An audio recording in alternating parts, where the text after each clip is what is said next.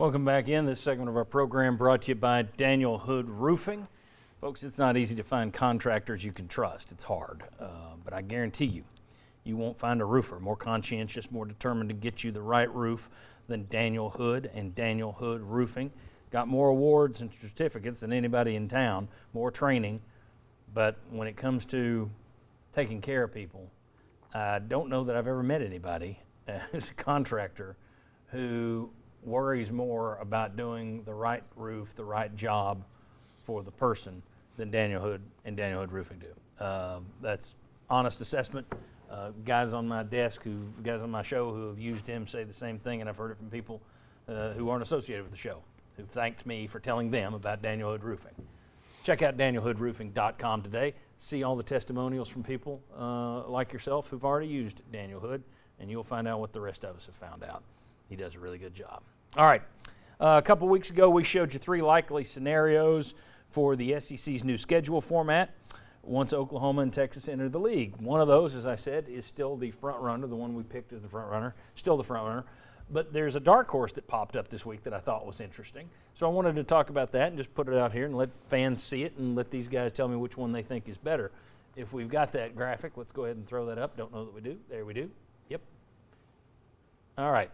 The 3-6 model is what we talked about a couple weeks ago. That's the most likely. That's 9 SEC games.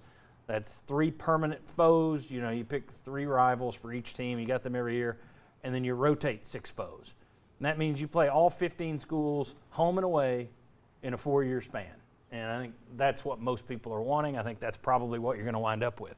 But here was a surprise. If the SEC stays with 8 games, which, boy, with what we've talked about with non-conference last week and what we just saw with attendance, I think that'd be a mistake. But the 1-7 model means you keep 1 permanent foe, which means Tennessee would keep Vanderbilt every year, and then you would rotate 7 new foes a year.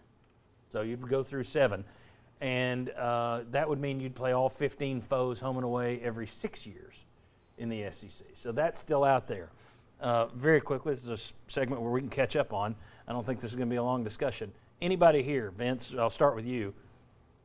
Your thoughts, do you have any positives with the 1-7? No, because you don't rotate teams through as quickly, and it's only 8 games instead of 9. We want 9. Everybody's going to 9.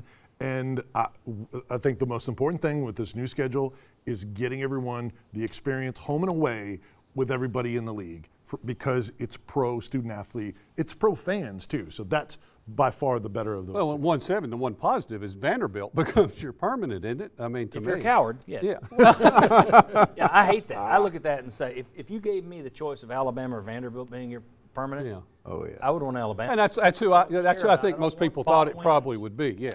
You want a good record?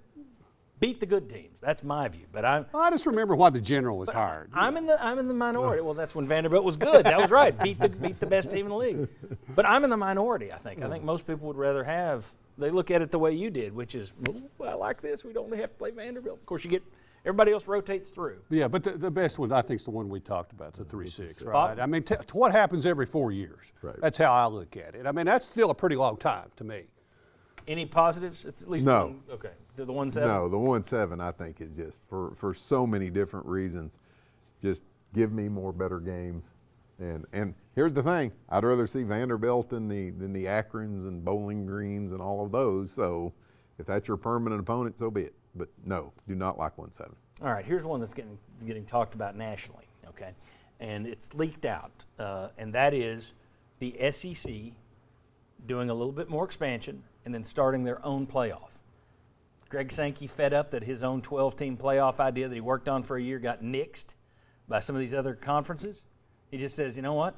I'm the biggest dog. I'll do what I want. We're going to do our own playoff. What would that look like? Would these guys like it? Would you like it? Come on back on the Sports Source.